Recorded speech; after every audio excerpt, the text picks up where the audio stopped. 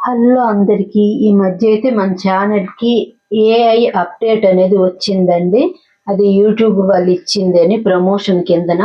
ఇలా ఇవ్వడం వల్ల సబ్స్క్రైబర్స్ పెరుగుతారు, అందరికీ అర్థమయ్యే లాంగ్వేజ్ ఇంగ్లీష్ కాబట్టి దాంట్లో ఇచ్చారు. కానీ మన సబ్స్క్రైబర్స్ అందరూ తెలుగు వాళ్ళు కదా, అందరూ ఈ ఏఐ అప్డేట్కి అందరూ ఇబ్బంది పడ్డారు.